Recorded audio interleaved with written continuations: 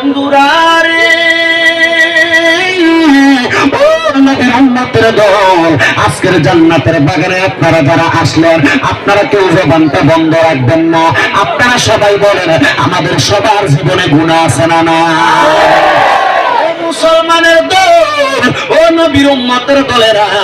আমি আপনাদের কাছে একটা কথা বলে দিয়ে যাই। এখানে আপনারা এত হাজার মানুষ আছেন, আমি একটা কথা আবার বলতেছি, সবার চাইতে গুনাহ আমার বেশি, সবার চাইতে বদকার আমি, আমার চাইতে গুনাহ আপনাদের কারণ নাই। তবে আল্লাহ পাক রব্বুল আলামিন আমাকে এত দয়া করেছে, আল্লাহ পাক রব্বুল আলামিন আমাকে এত মায়া করেছে, আমার গুনাহগুলো আপনাদের কাছে প্রকাশ করে নাই। আমার গুনাহ যদি আপনারা চিনানবাসী দেখতেন, এই রাতাবাড়ি এলাকার মানুষ দেখতো, আশেপাশে এলাকার মানুষ দেখতো, আল্লাহর কসম আমাকে আজকের মাহফিলে বক্তা বানিয়ে বসাইতেন না, আমার ওয়াজ শোনার জন্য আপনারা এত মানুষ আসতেন না। ওই আল্লাহ এত দয়াবান, আমার জীবনের গুনাহগুলো গোপন করে রাখছেন। এমন ভাবে এখানে যারা মুরব্বীরা আছেন, আপনারা একটাবার চিন্তা করেন, আপনি মুরব্বীর গুনাহ যদি আপনার সন্তান দেখতো, আপনারা বাপ বলে পরিচয় দিত না। ও সন্তানের দল, এ যুবকের দলেরা, তোমরা লুকিয়ে লুকিয়ে গোপনে গোপনে সোশ্যাল মিডিয়ার মাধ্যমে যত গুনাহ করেছ, তোমার গুনাহ যদি তোমার মা বাবা দেখতো, তুমি সন্তানকে সন্তান বলে পরিচয় দিত না। আমার চিনানাল এলাকার পর্দার অন্তরালের আম্মুজিরা গো, ও মা বোনেরা,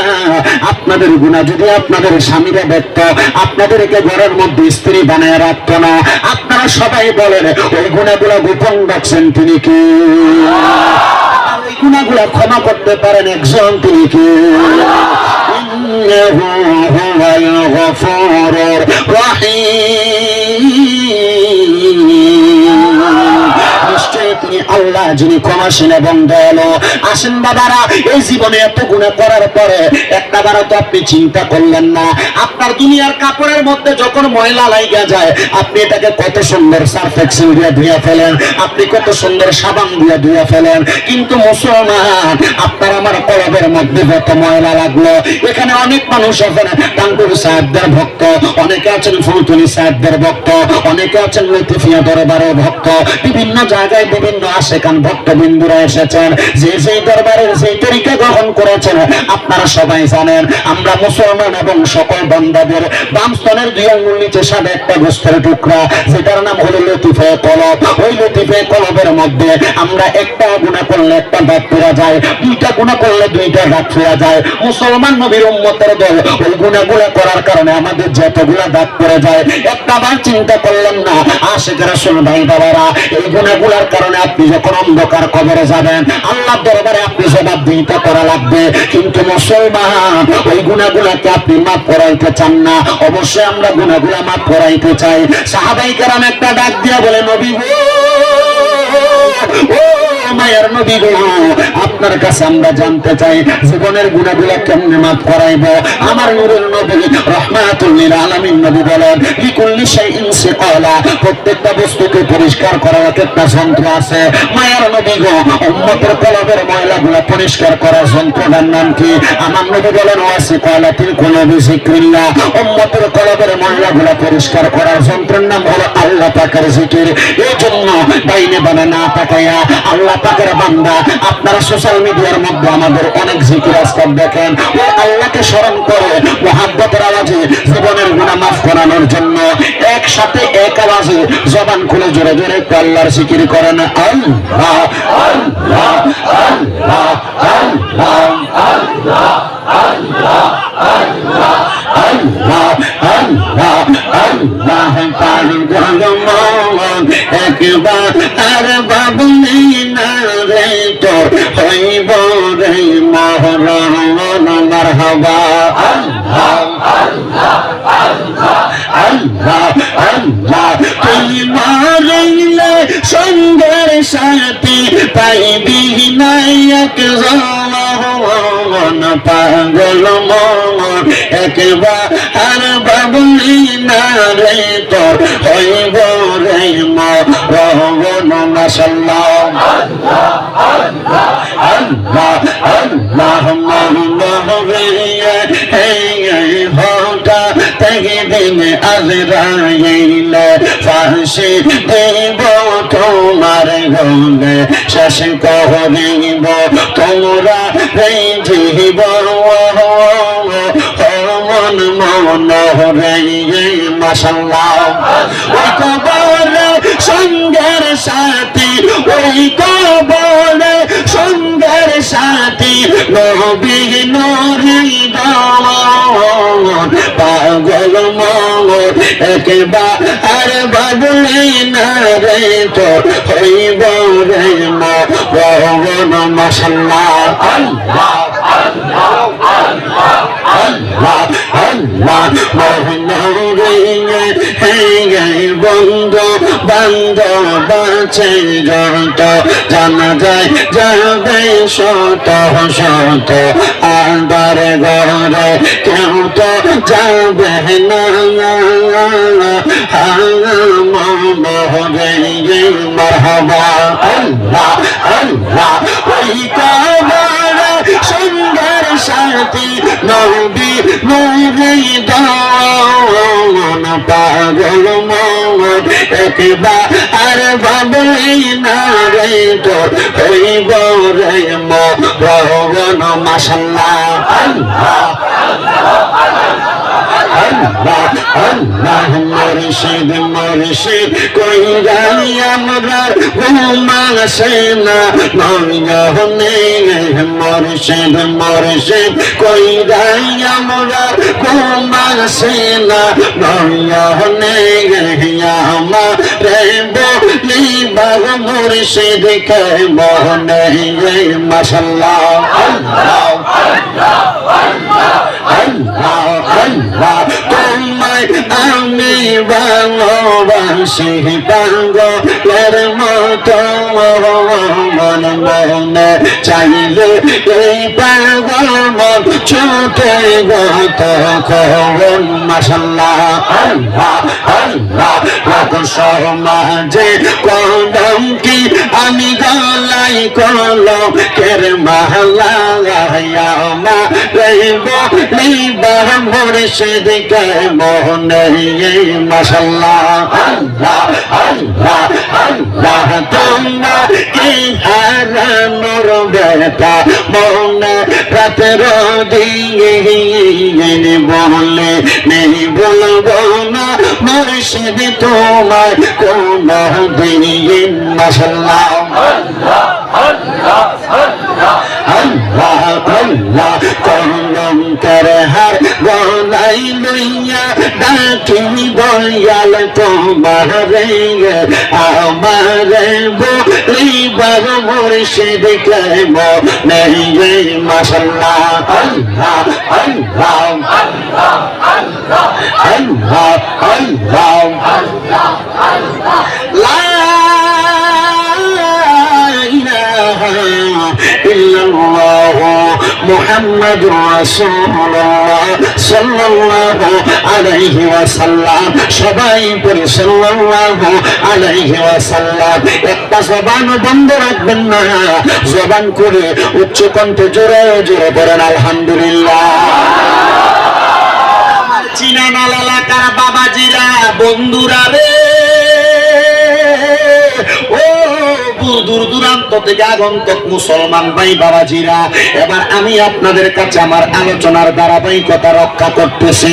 আল্লাহ পাক রব্বুল আলামিন পবিত্র কালামে হাকিম কোরআন শরীফের মধ্যে বললেন ইয়া আইয়ুহাল্লাযীনা আমানু ওহে যারা ঈমান এনেছো হে ঈমানদারের দলেরা ইত্তাকুল্লাহ তোমরা আল্লাহকে ভয় করো ওয়াল তানজুর নাফসুম মা কদ্দামাত লিগাদ এবং তোমরা তাকায় দেখো তোমাদের পূর্ববর্তীদের প্রতি যাদেরকে আগে প্রেরণ করা হয়েছে ইত্তাকুল্লাহ তোমরা আল্লাহকে ভয় করো ইন্নাল্লাহা খাবীরুম বিমা তা'মালুন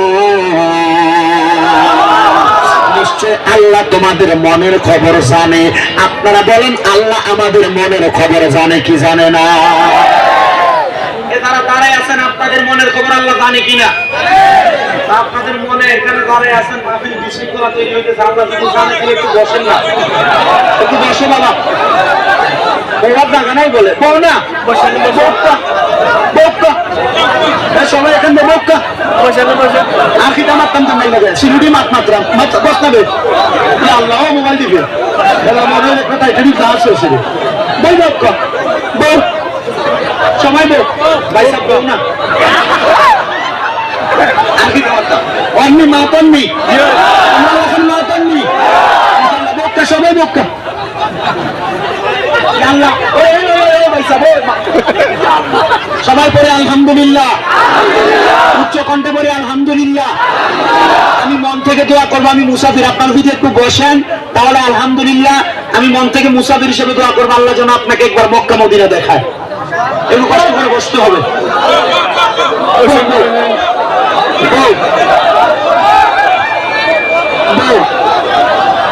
আল্লাহ আমার খাওয়া দিচ্ছ দরকার আসলাম বউ বউ বউ তোমরা সবটা শুধু বড় বেড়া লাগাইছো বউ বউ তোমরা বইতেই না নতুন দাম হিসাবরা মোবাইল ভিডিও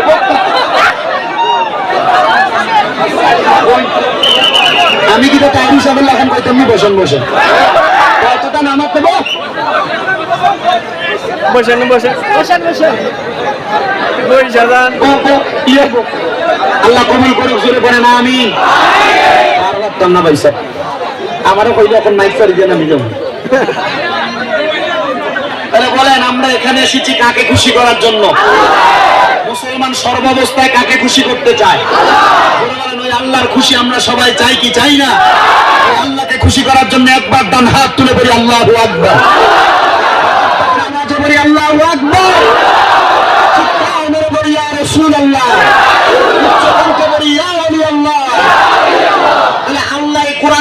ইমানদারকে বলছেন কাকে ভয় করার জন্য বলেন কাকে ভয় করার জন্য